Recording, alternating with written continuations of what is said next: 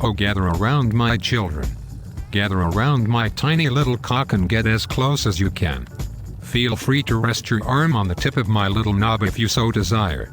Tonight I will be telling you of the story of how I escaped North Korea, where Kim Jong-il violated my corn flaps with a dull rusty Gillette triple razor shaver for 15 years straight, to the point where my asshole had been reamed out and sliced up so much that it looked like the ground up hamburger meat that you would use to add to your hamburger helper dish. This would later on cause you to get indigestion and shit out cats and dogs, because it was contaminated with E. coli. So as I was saying, it was a dark and stormy night and I decided it would be a good night to escape from North Korea. I needed to distract the guard for a minute while I jumped the fence, so I slammed the door directly on his testicles. As the door smashed down on his testicles, they got squeezed and this put pressure on the scrotum. There was so much pressure that his tiny little nutsack blew out and his bean shot straight down his brother's throat.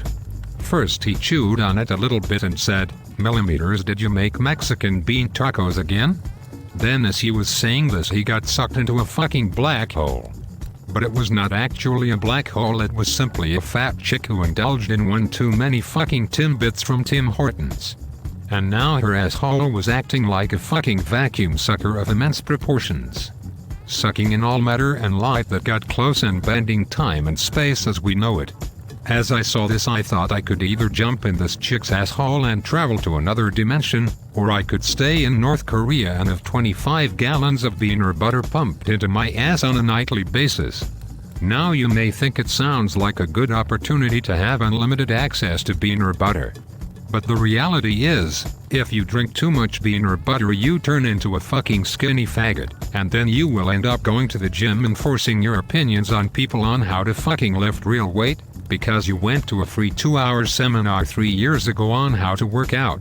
After a certain amount of time spent on harassing people who are minding their own business, you will end up in the predicament of having your toothpick arms snapped off, just to have them fucking end up in the toothpick basket for you to use to pick the beaner out of your teeth after enjoying a pleasant meal at China Taste.